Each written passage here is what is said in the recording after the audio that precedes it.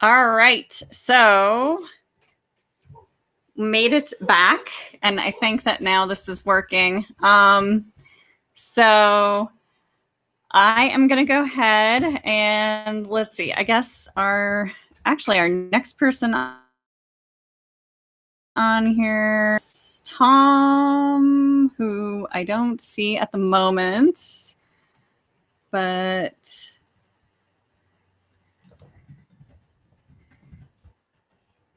let's see. Grace is here. Janae. Oh, there's Tom. Okay, so let's see. So Tom has a short story to read, I think, or let's see. Do you have? Oh, hang on. Do you have a short story, or is it a novel excerpt? What have you got? I've got a short story today that cool. Could use more drafts, but I want to share it anyway. All right, sounds good. I am going to go and try to continue working my way around the technology gremlins and wrangle the audience again. But yeah, so I'll let you do your thing. All right. The story I'm going to read is called The Body of. Over the course of my 30 years on Earth, I got the chance to speak with a billionaire who lived across the street precisely once. His mansion sat alone on an enormous hill that surveyed the entirety of my hometown.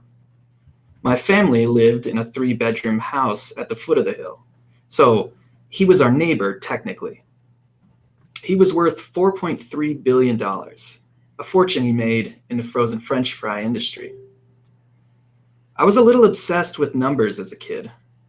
I remember introducing him in class for a school project. He has more money than America has people. That got laughs. The billionaire's mansion was so high up, it became invisible on cloudy days. Looking back on it now, it probably stood no taller than a big building, 700 feet. But as a child, it was like looking up from downtown Rio at Christ the Redeemer. My father worked in advertising for the local radio station, and he once got an assignment to write and produce ads for the billionaire's company. Every so often, the station would receive bags of frozen French fries as thanks. My father would bring the bags home, calling it his tip. They were supposedly the same fries that McDonald's used, but they never tasted the same. My brothers and I had no doubt about that after the first rubbery bite. It was through these fries that we learned about skepticism. We would not be like the other kids. We would not be fed lies, no matter what package they came in. It was John F. Kennedy who said, "Conformity is the jailer of freedom and the enemy of growth." Then he was killed by a former United States Marine who wasn't conforming, but everybody was a former something.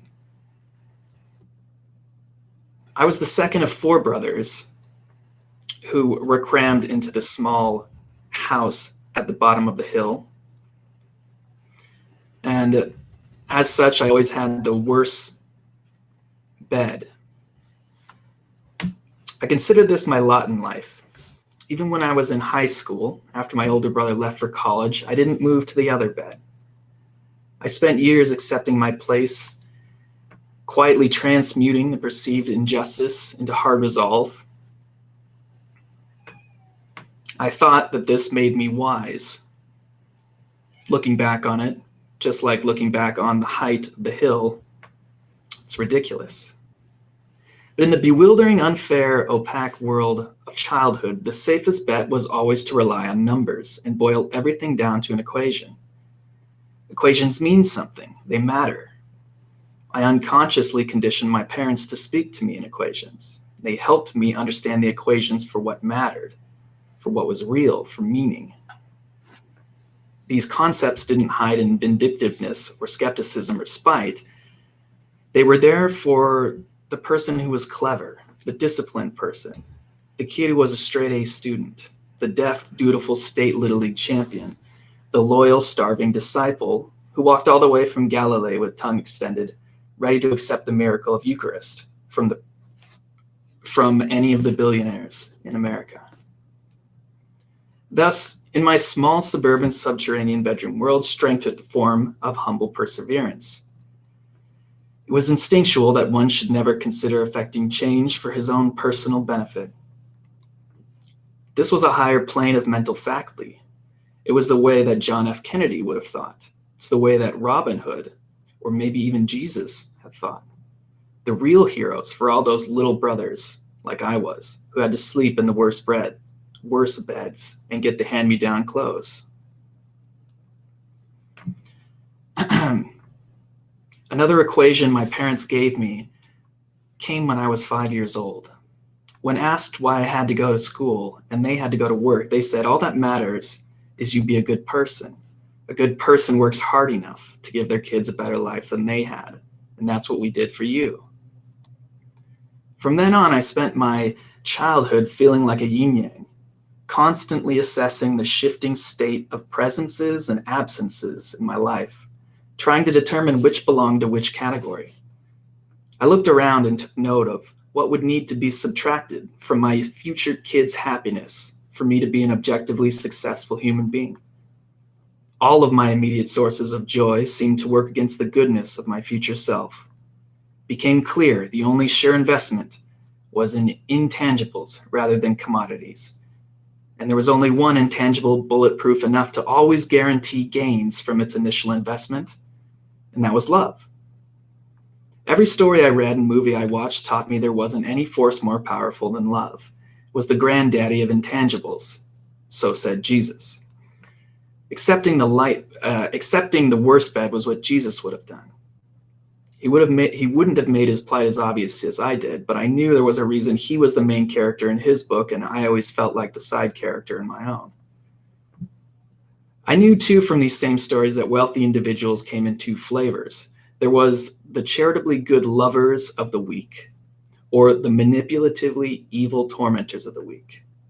And the weak were always the poor people. It's a black and white picture with no room for close enough, just like those frozen French fries. And I always wondered which one of those people was the billionaire, a charitably good person or a manipulatively evil one. He had to be one. It was the Halloween of my 9th year that I met the billionaire across the street. My parents caught wind that he was welcoming trick-or-treaters that year, and they took the opportunity to have their kids witness his expansive estate. Dr. Seuss's colorful world, filled with Hortons and Grinches and Loraxes, had begun to ring distant warning bells in my generation's collective unconscious. There was something hiding in all of that nonsense, something meaningful lurking in the cozy rhymes and abstract art. My favorite story was always Yertle the Turtle, so I decided for Halloween that I would dress up as a turtle. Just a regular turtle. It was Dr. Seuss who said, "A person's a person, no matter how small." But then he was killed by oral cancer in 1991. His ashes were spread over the Pacific Ocean, so he's smaller than a quark now. But some people still say he's a person. My parents piled my brothers and me, freshly costumed, into our family van with the fake wood side panel and drove us up the winding private road to the billionaire's front yard. Once at the top of the hill, we parked at the end of the roundabout driveway and shuffled into a line of other parents and kids. The kids were escorted from the front of that line to the front door by a half-dozen rotating suited assistants. The towering front doors were parted ever so slightly, and in the space between them, I could discern a thin line of color that had to be the billionaire. From so far away, his grandeur was collapsed into abstraction, a black and pale blob with a tart pen stroke of white hair on top. Once we had made it to the front of the line, my brothers and I were taken up to the door separately. Parents weren't allowed to accompany the kids. I was the last of the four of us to go, taking an assistant's hand, passing my returning little brother as if on a ski lift. The walk to the front door had been the loneliest 15 feet of my short life up to that point. The entire time, the billionaire was watching me from the doorway. I felt synthetic, like the blank-faced altar boys carrying candlesticks down the center aisle at the beginning of Mass. I knew this was not how trick-or-treating worked. Still, I walked, my hand limp in the assistance. The taste of rubber French fries somehow arose in my mouth. Almost at the door, I looked back at my parents, and I saw them in the same simple, abstract way I'd seen the billionaire when I was at that side of the line. It was as I reached the doorstep I noticed, among all those other kids and parents, an inescapable gladiatorial atmosphere. We were a line of peasants trying our hand at pulling the sword from the stone. We didn't know what might happen, but at least there was some way something might happen. I wondered if lepers approaching Jesus had felt this way. If he was giving out treats to the costumed, why not? This anxiety rose and wrapped around my throat like a boa constrictor. Whether the billionaire was like Jesus or pre-Golden Ticket era Willy Wonka, there was no telling if I was part of the world his heart opened to. Was he good or was he evil? Which one was he? And how could I make him see that I was Charlie Bucket and I'm not any of those other bratty, lucky Golden Ticket kids? How could I prove I was worth rewarding, that I would keep his secret formulas safe from Slugworth? How could I show him and everyone else that I'm good? That I'm on the side of the people who do right things for the right reasons, in all of those stories and in all of life, in all of those equations. It was Willy Wonka who said, "Where is fancy bread, in the heart or in the head?"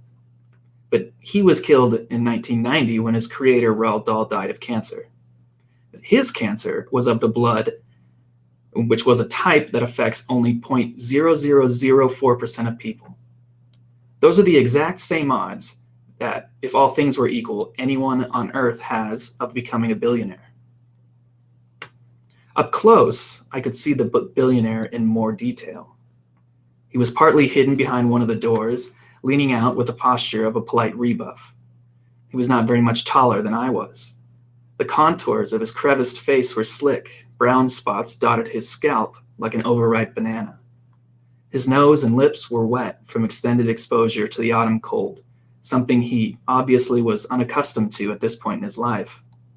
His eyes, black and beady, squinted, beseeching me for some answer, for something to latch onto, something like the door he strained to clutch. When I chanted the holiday mantra and held my empty pillowcase open to him, his lips moved in an attempt to smile, but one half of his face drooped at the effort, creating an unsettling pastiche. "What's your name, fella?" he said. His voice was wispy, like the altitude vapors that danced over his hill on dewy mornings. I stuttered, surprised I would have to say more than what was expected.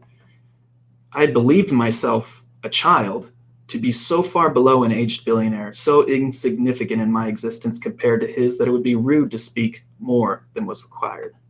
Nevertheless, I told him my name, and he nodded.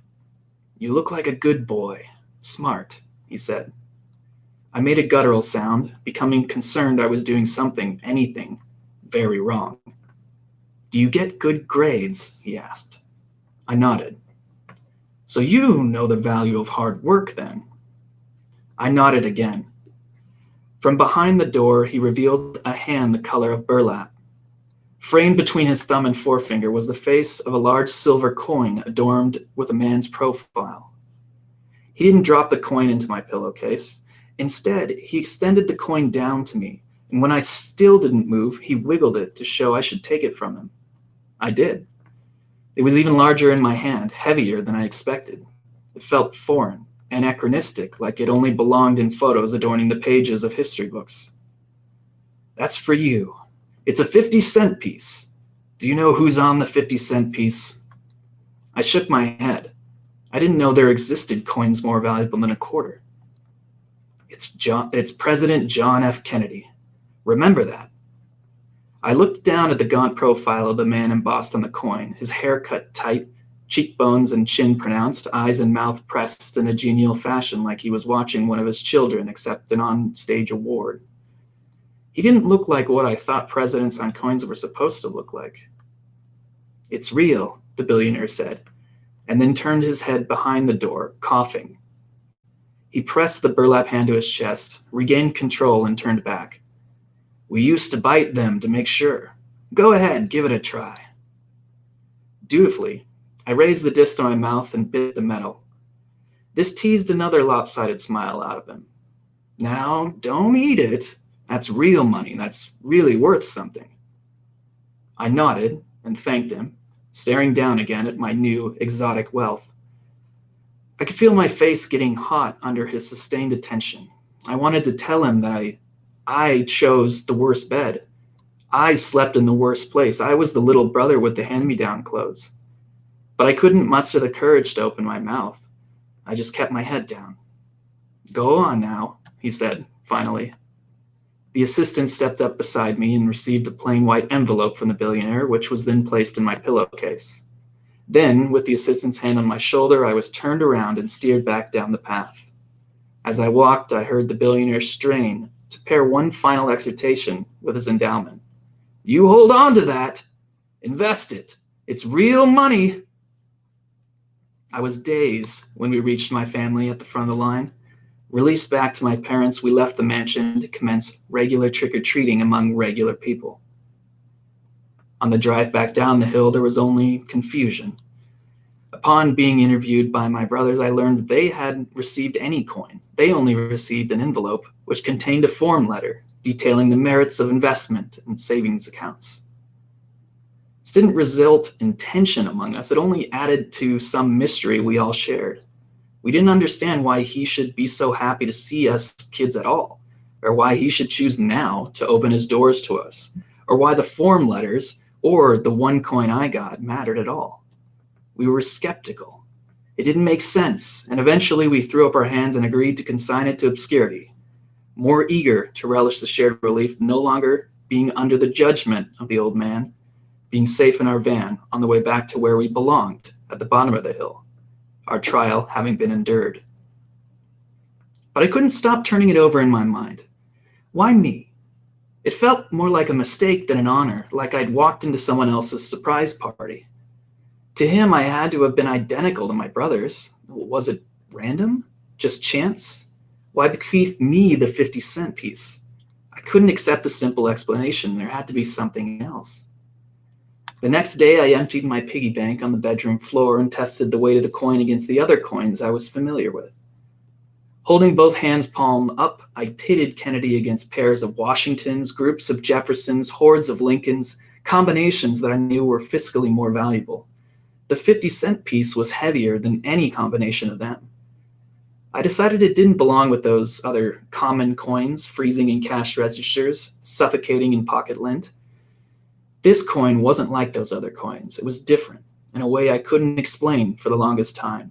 And I kept the coin around, like an open parenthesis that would someday reunite with the end of its thought.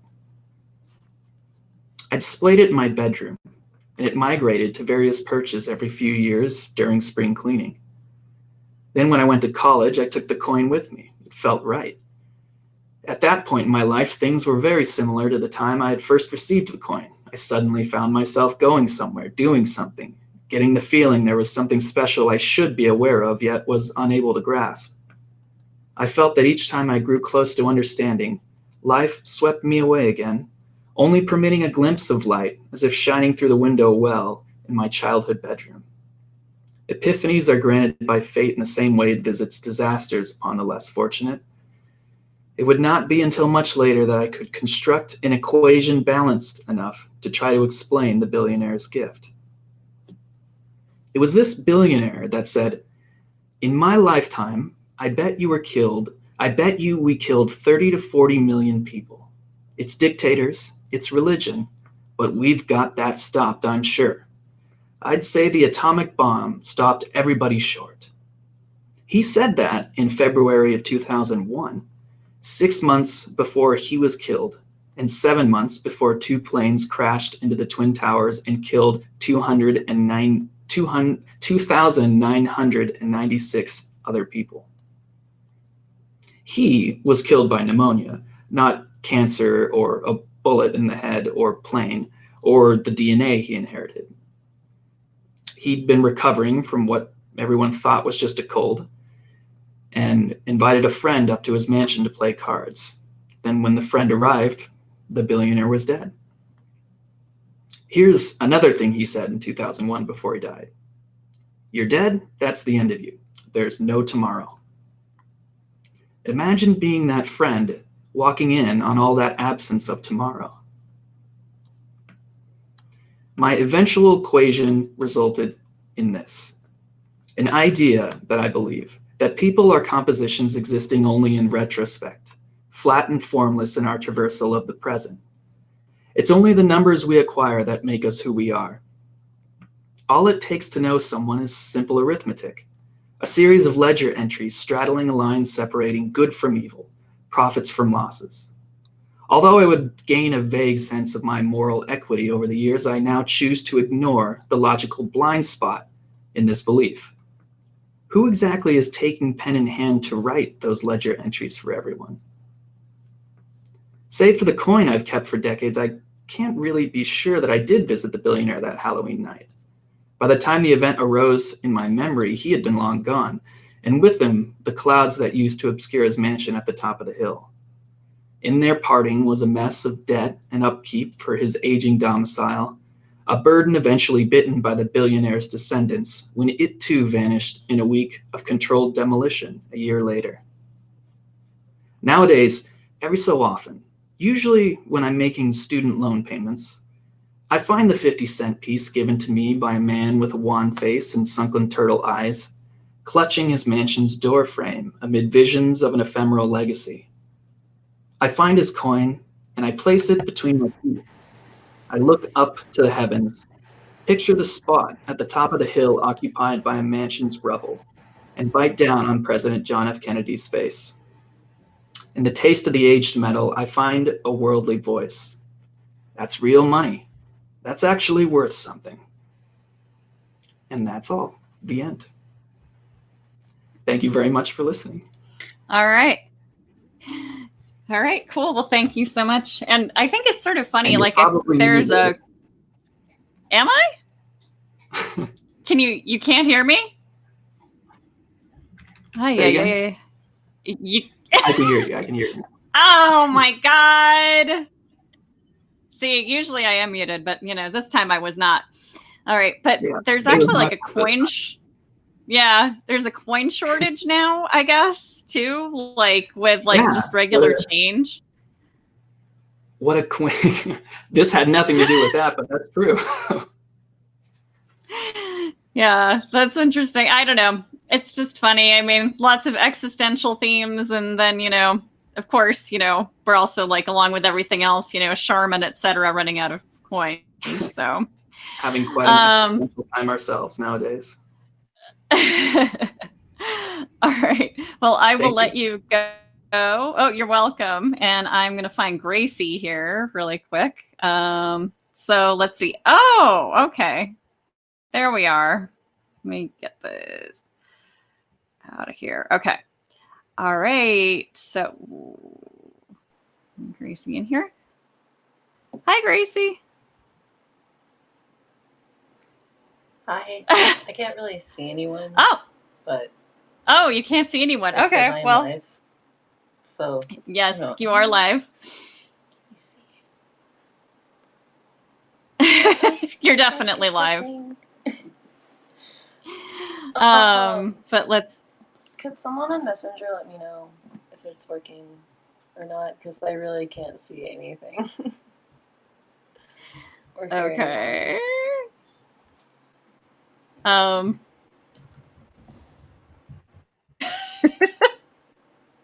okay, it's working. All right. Okay. Well, excuse me.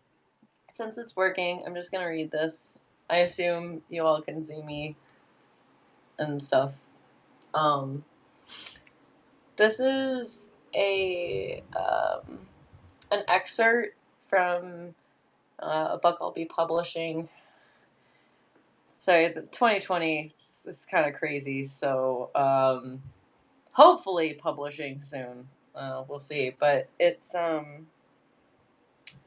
a lot of surrealism in it. I've been really working a lot with surrealism, horror, and death, and all of that stuff.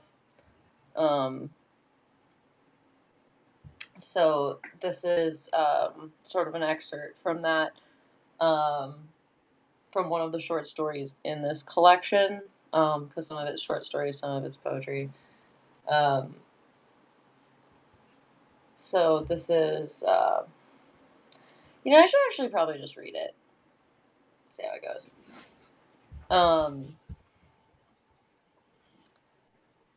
I didn't like the bag they put him in, so I snuck into the morgue several hours after he died and let him out. He was quieter than before. His face used to have a plumpness to it that softened as he approached 30. Now it looked like whatever happens when you bronze something soft. Like marble statues of women with veils over their faces. Fluid, but somehow perfectly still. He was cold, too. Not the kind of cold your fingers get when you forget to wear gloves on a cold day, but the kind where his entire body was room temperature. And by room temperature, I mean a morgue's temperature, which is approximately 2 degrees Celsius, which is 39 degrees Fahrenheit. Rigor had already set in when I initially found him, and the police were there for at least 3 hours. I left shortly after the sun was going down and then broke into the morgue. I explained my situation to one of the detectives I managed to track down, and he obliged me, provided I carry the proper documentation. Rigor was wearing off, and there would be an autopsy tomorrow. He was more relaxed now. Cold, but more relaxed. I sat him up and asked him if he wanted some water.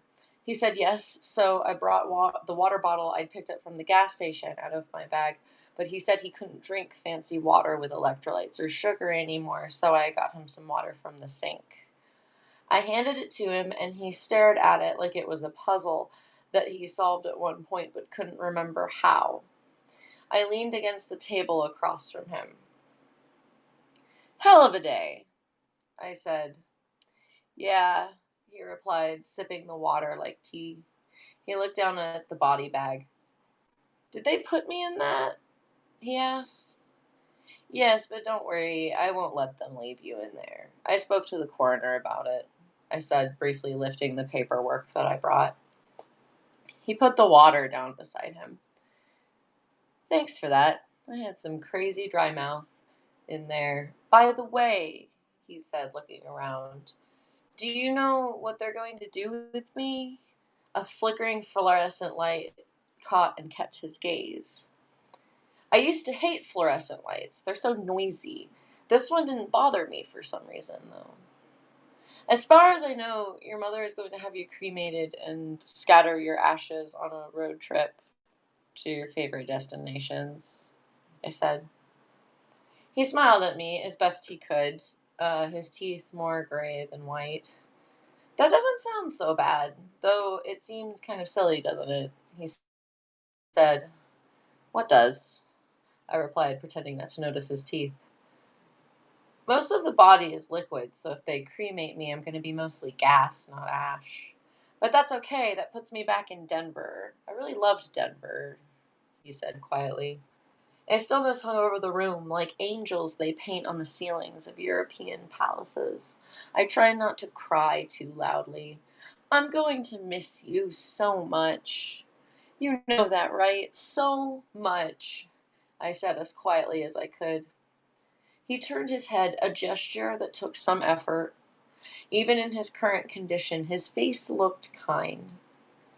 "You had a rough day too, he said softly. "Don't do that right now." "Not here," I choked. "Why not here? It's not like I'm doing anything else," he chuckled. There was an uncomfortable sound followed by a distinct smell as some of his organs fell out of his rectum. He looked embarrassed. "I'm sorry," he said, shifting himself a little. "This body isn't going to keep together much longer." "That's okay," I said. "It happens."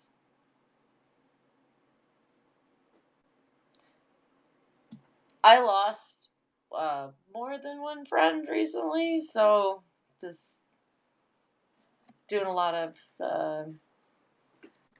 writing about death.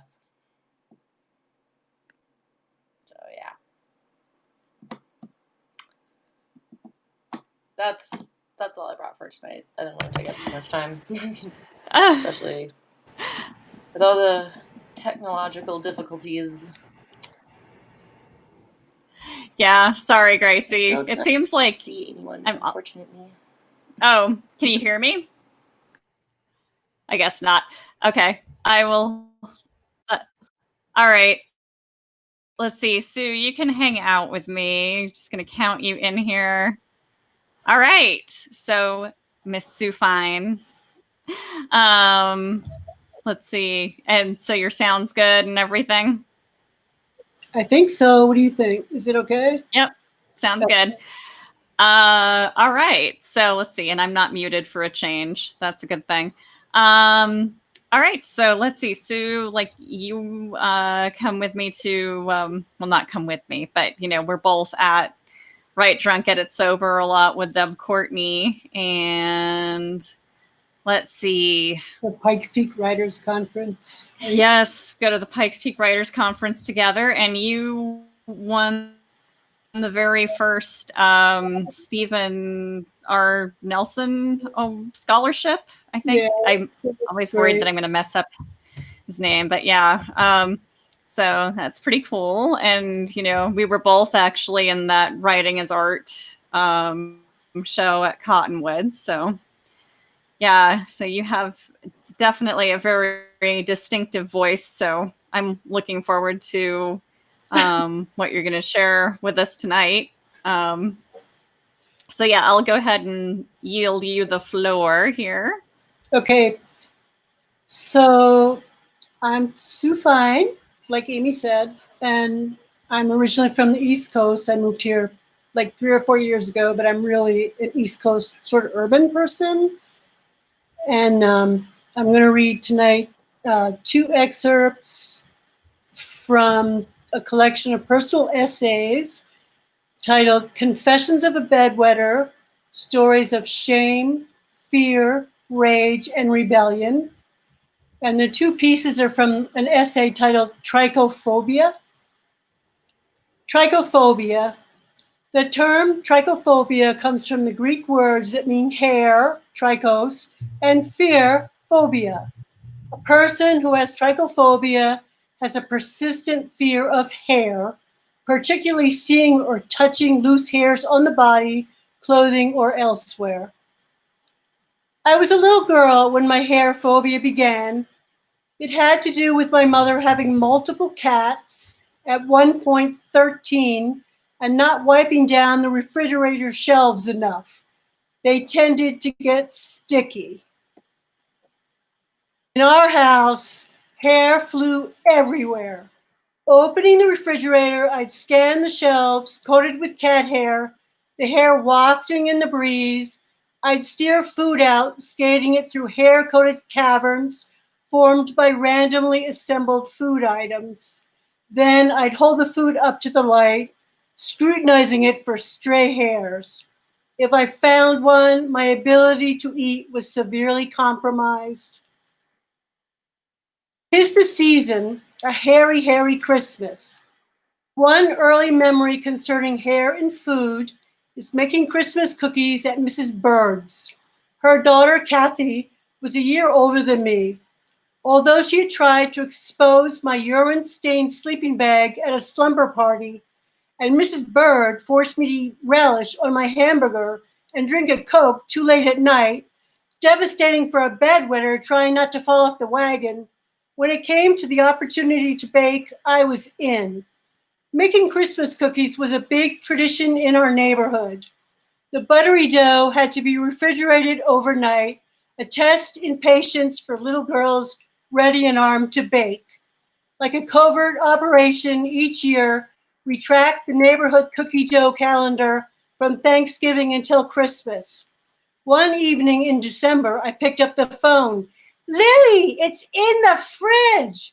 Kathy, I knew what she was referring to. It's in. My mother has refrigerated the dough. And I could barely contain my excitement. I asked her if you could come over to help. And I was getting impatient. My mouth was already watering. Yes, she said yes, if I finished my homework for Monday tonight. I'm not going to, but she won't check until Sunday. Kathy cackled. Her nasal laugh sounded like a witch's. I tried not to think about the consequences she'd suffer if Mrs. Bird called her in a lie. Kathy Bird, you just wait until I tell your father. Everybody knew he hit her. Okay, see you tomorrow. We bake. Tomorrow we bake, Kathy said solemnly as we both hung up. Saturday morning, I marched across the street and reported to Mrs. Bird. Wash your hands, girls, and put these on. Mrs. Bird handed us each an apron. We crammed ourselves into the windowless powder room, adorned with maroon fixtures and pale pink wallpaper plastered with oversized roses, jockeying for position in front of the mirror. That's my apron, Lily. Give it to me. Kathy shoved me against the sink and tugged the apron out of my hands. You put this one on. Girls, quiet down in there.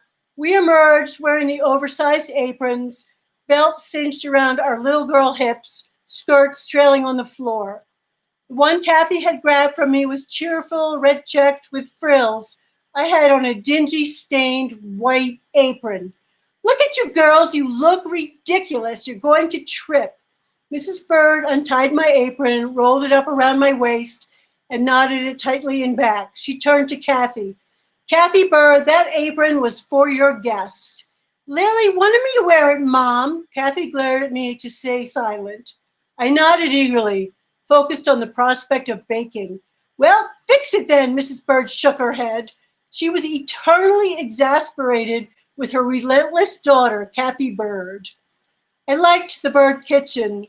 That morning, the preheated oven gave it a toasty feel, and unlike in my kitchen, a built-in breakfast nook occupied one corner. The Birds could have breakfast in the nook and dinner in the formal dining room if they chose to. Or they could have a casual dinner in the nook, alphabet soup and a bologna sandwich, or mac and cheese. My family, on the other hand, was always relegated to the dining room table for meals. The nook was composed of a built-in contoured formica table and a shiny red vinyl cushioned bench that wrapped halfway around it on the two corner walls. The nook reminded me of kitchens on television.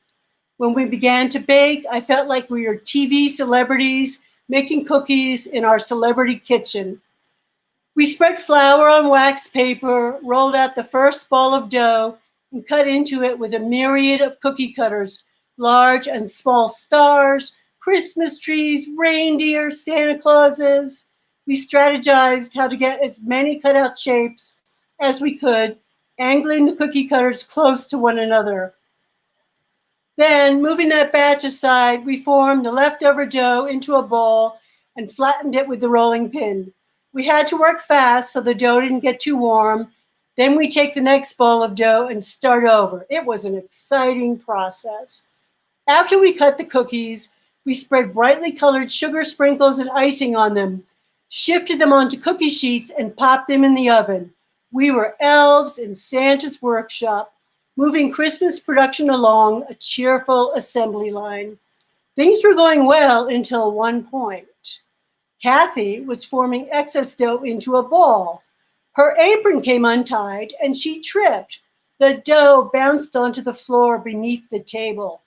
Kathy, don't be so clumsy, muttering to herself. Mrs. Bird bent down and, foraging along the contour of the bench, recovered the dough and handed it back to us. Kathy and I continued on in assembly-like fashion, but something did not feel right. Like all the other dough, the recovered dough got rolled flat, cut into shapes, and covered with colorful sprinkles. The smell of baking cookies filled the kitchen, delectable, but somehow a bit off. What was burning ever so slightly? After several hours passed, Kathy said, Mom, can we have some cookies? No, you can't, Mrs. Bird snapped. These are presents. Please, Kathy was persistent, and though silent, I was in agreement. We'd worked hard, the cookies smelled good, and looked so pretty. Finally, Mrs. Bird made a concession. You girls can eat the cookies we made from the dough that fell on the floor. She'd earmarked the batch. I suppose we can't really give those away. While Kathy gleefully picked up a plump Christmas tree glazed with green sugar crystals and rainbow sprinkles, I reached for a reindeer and bit off its head. A multitude of hairs dusted across the roof of my mouth, like the tiny footsteps of a millipede. I stopped chewing. I scrutinized the headless reindeer in my hand. Rising from the fresh, warm cookie, random hairs sprouted out amidst the colored sprinkles and icing. I knew at once that was the burning smell. The hairs in the cookies had singed. Slowly, I broke the reindeer body in two. Interlaced with the crumbling cookie halves was a network of hair. The partially chewed reindeer head in my mouth hovered between the fate of being vomited out or thrust down my throat. As Kathy grabbed a Christmas bell plastered with pale green icing, I forced myself to swallow and stuffed the remaining reindeer halves into my apron pockets. I didn't give up on the batch of cookies immediately, though. Could I disregard my phobia? I could try. I picked up a small star and took a close look, hoping to find a hairless patch of cookie, but I could not. I feebly tried to nibble whatever tiny scrap I could find that might be free of hair, but eventually gave up, casting a yearning glance towards the other batches of cookies. For someone with a hair phobia, or for that matter, a little girl making Christmas cookies, it was a cruel predicament. As I nibbled, I eyed Mrs. Bird, both slave driver and executioner.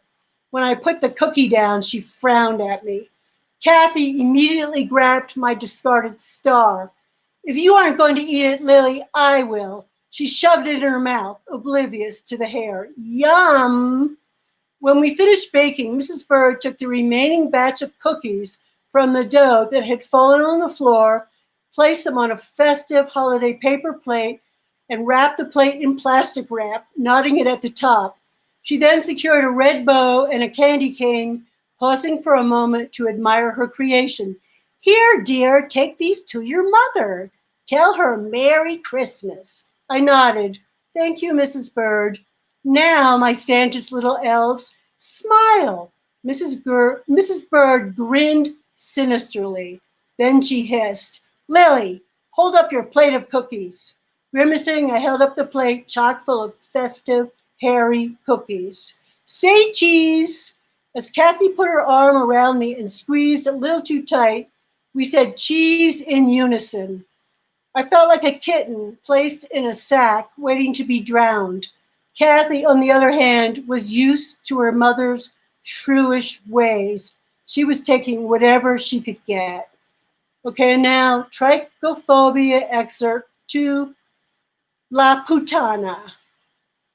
Among the lifelong series of encounters where I've been paralyzed by the discovery of hair contaminating my food, the following incident stands out. In my 20s, I fell in love with an Italian man named Giancarlo. I went to Ohio to visit his traditional family in a misguided attempt to integrate myself. Whereas we'd lived together in Boston, once I set foot in Ohio, his parents immediately segregated me to keep up the pretense that I was a virgin. Sunday night, we went to his sister Maria's for dinner with his parents, his sister Bella, and her husband Giovanni. Soon the room was thick with tension. Short, sharp outbursts followed by heavy silences between the father and Giovanni. Add to the tension the thick scent of the sauce simmering on the stove as the pasta water boiled. The atmosphere became difficult to navigate. In the apartment at the back of the convenience store Maria and her husband Angelo owned, the table was set for 8. We'd waited to eat until the store's traffic died down. Then Angelo reluctantly closed early, brooding about the business he was losing. The time bomb ticked louder. We sat down for the primo piatto. Angelo poured wine as Maria served the steaming pasta dish. It was delicious, and the room filled with the sounds of people expertly slurping pasta and me, the outlier, trying to stuff the pasta into my mouth as discreetly as possible and neurotically wiping my face. Maria cleared the plates, brought the second course out, and sat down to eat. Picking up my fork, I looked down. A thick, black, hair-like item sat pronounced on my white porcelain plate, separate from the meat, the potato, and the green vegetable, none of which touched one another. While Giancarlo's family stared at me, daring me or mortified, I wasn't sure which, my fork remained suspended. I could not bring myself to eat. They'd seen it too, the thing. But what was I going to do about it? All the tension that had occupied the room shifted onto me. Meanwhile, I frantically stared at the thing. What was it? It resembled a dismembered spider leg, a tarantula's, but not that big. It was coarse, a pubic hair, but how could a pubic hair have landed on my plate? Shuddering, I dismissed that thought. It looked greasy and thick, a mascara-caked eyelash. Well, my mind raced and I hovered on the brink of nausea. My eyes darted around, searching the family's faces for clues, then back to the hair. I wasn't sure what they expected me to do, and they gave me no indication. First, I thought it would be rude to remove the hair. It wasn't an ethereal cat hair that had randomly settled on my plate, which could discreetly be blown off. Maybe feigning a sneeze, well, they all said, "Bless you," I could brush it away. But no, not this hair. This hair had weight. It was sticky. It had plunged to earth onto my plate, and there it stuck. If I tried to move it, wouldn't that be an insult to the hostess? An accusation that she had been careless enough to allow an eyelash to drop onto the plate, then not realize it had, then carry the plate to the table? And if that eyelash had fallen, who was to say others hadn't too, submerging themselves into the thick sauce I had just consumed, like leeches lying in wait on a creek bottom? My mind began to spin before I could void that thought. Desperately, I recalled Emily Post's Etiquette. My maternal grandmother had gifted me this book when my parents exiled me to boarding school in 10th grade to separate me from a boyfriend. I could remember no reference as to how to discreetly remove a hair from a plate, any hair, let alone a greasy one. The closest topic that came to mind was how to get rid of an undesired item found in the mouth, like an olive pit. The solution went something like, cover your mouth and discreetly spit the object into your hand. Wait until no one is looking, then tuck it under a spare lettuce leaf. There was no spare lettuce leaf on my plate, just a Spartan trio of meat, potato, vegetable, nothing touching, and the hair. But how could Maria have let it happen? I thought of an incident when I was waitressing. I pushed a glass up to the soda machine spigot. The cola spritzed over the ice, and I swung around to carry the drink out to the customer.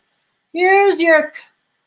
Luckily, the customer wasn't looking up because as I started to place the soda on the table, I realized there was a cockroach swimming frantically in the cola. In one movement, as if it had been choreographed, before the glass touched down, I raised it up and spun around, making the excuse that I brought the wrong drink and would be right back.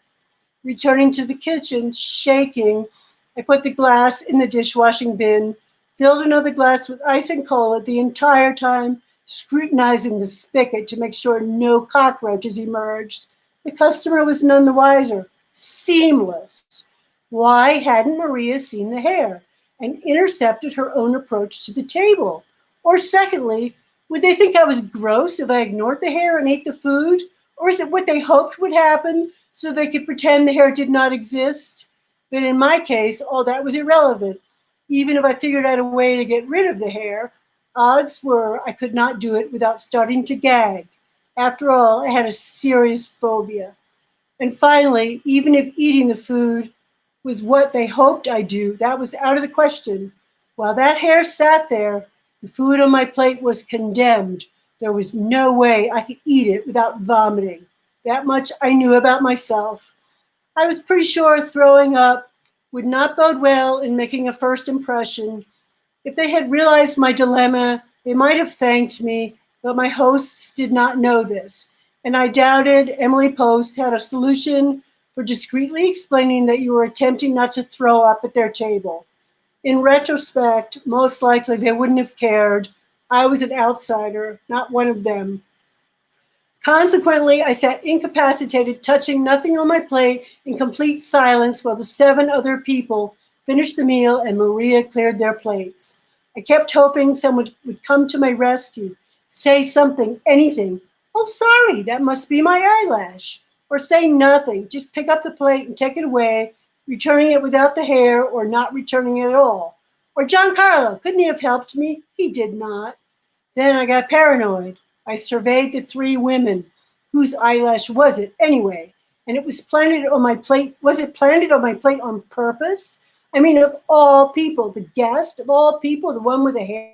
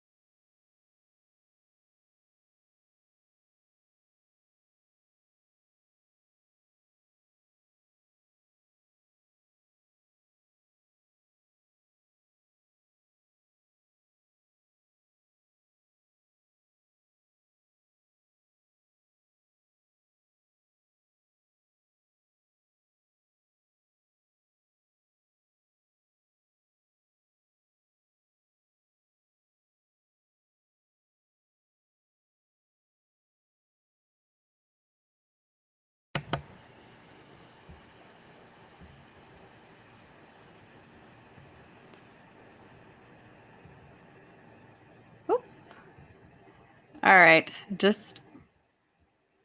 All right. So I had an internet problem and it accidentally booted off Sue. So I'm trying to get her back. Let's see. It's just one of those nights, it's just totally one of those nights. Let's see. But I think she'll be coming back in a sec. Any minute.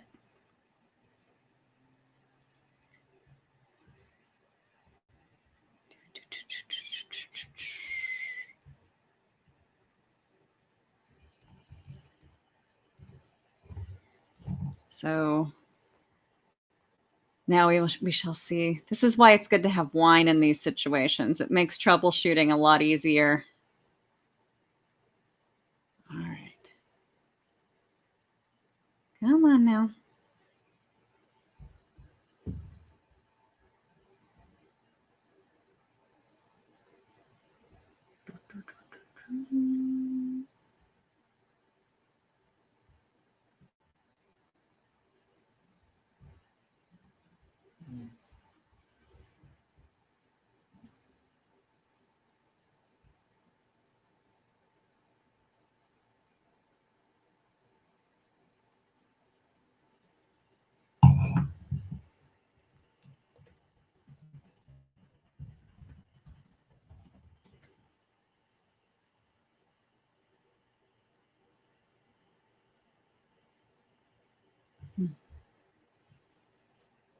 This is where I sit here looking perplexed and look at my chat. Let's see.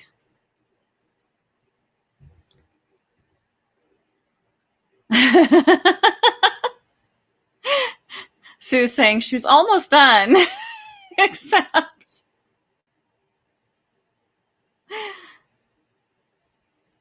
Okay. So she says she just needs a minute.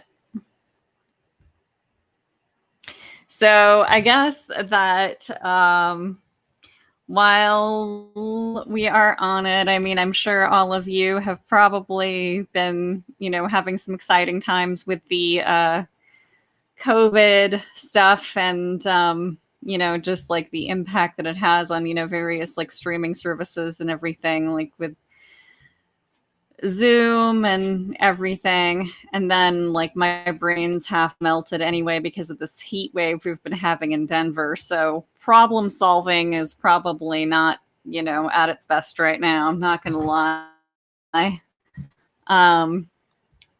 Let's see. Okay. So it looks like Sue is back, so you don't have to listen to me ramble anymore. Okay. So, right. Okay. So let me just try to finish this quickly. All right. So I'm trying to figure out which person's hair it was. And it couldn't have been the mother. She wore no makeup. One of the sisters. Possibly. The more I thought about the mascara and the way it thickened the eyelash and compared it to the sisters' thick, dark, mascara-saturated eyelashes, their heavy eyebrows, the sicker I felt. I was appalled, but also ashamed, as if somehow the hair had emerged from my body. But like the mother, I did not wear makeup. There was something obscenely sexual about it. A pubic hair? Mine? The unvirgin bitches? Or rather, there was something obscene regarding my sexuality with Giancarlo. I saw myself from their perspective. Finally, Maria took my plate away while I sat in this dark aura of eternal shame, head hung heavy in the middle of a room where noise was null. That's it.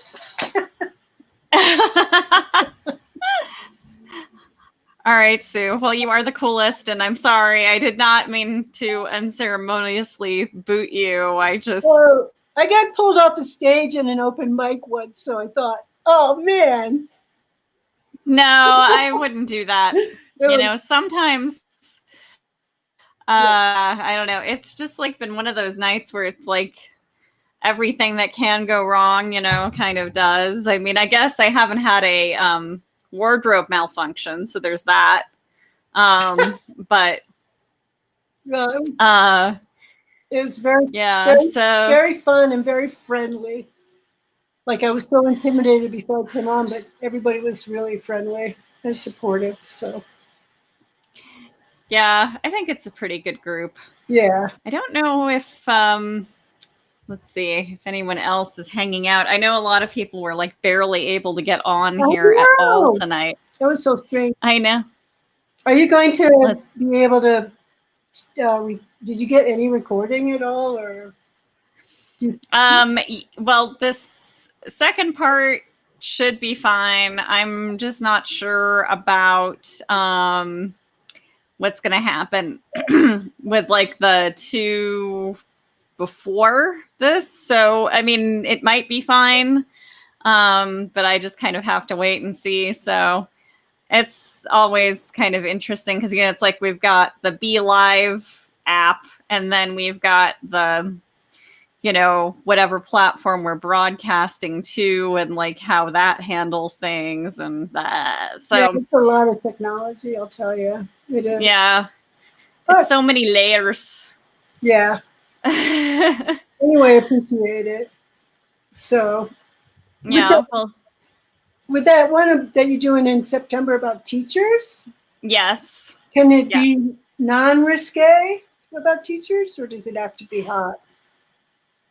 It can be non-risque about teachers. Okay. It's just, yeah.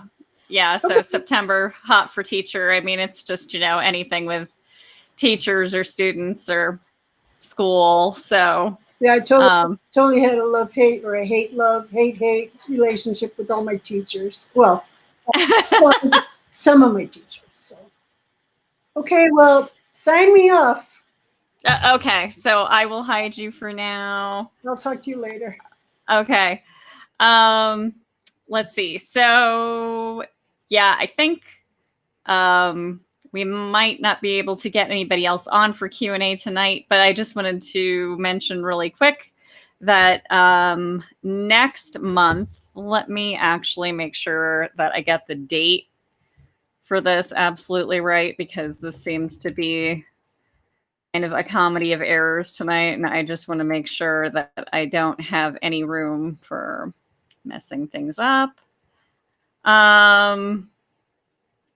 Okay, so next month on the 19th, August 19th, which is a Wednesday also, at 7 p.m. Mountain Time. So same start time as this, same bat channel. We are going to actually have Stephen Graham Jones, who just recently released a new book.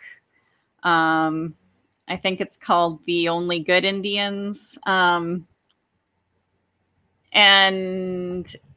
it's, yes, it is The Only Good Indians. And yeah, it's actually back ordered at Book Bar. So I've ordered it and I'm hoping to get it soon. But, you know, I just finished reading Mapping the Interior, which is awesome. So, you know, if you haven't read that, that's a quick read and it's amazing and very creepy. I don't recommend reading it at 1 a.m. like I did, but you know, if you want maximum effect, maybe that's what you should do.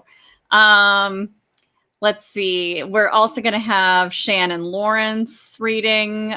She wrote Blue Sludge Blues and, you know, many other creepy, dark things. So I'm not actually sure what she's going to read from this time, but I know she's excited. And we'll also have Jameis Wilkes reading, and he does a podcast, which I believe is Jameis After Midnight. So he interviews a lot of horror authors and writes a lot of horror himself. So that should be a fun show, and hopefully we will have fewer technical glitches. I don't know. It's just the way of things right now. You know, it's like sometimes everything works perfectly and, you know, it's fine. And like the only thing that happens is I just mute myself several times throughout the show. But yeah, this time just we had a lot of technology gremlins. But anyway, thank you everybody who stuck with us, and thank you to all of our readers. You know, definitely if you have a chance, you know, give this video a like. Be sure to subscribe to the channel. It does actually, you know, help us get more features unlocked and everything so that everything on here is easier to find. So that's it. I'm gonna sign off now, and I hope everybody has a good, safe month, and we'll see you again soon. All right, so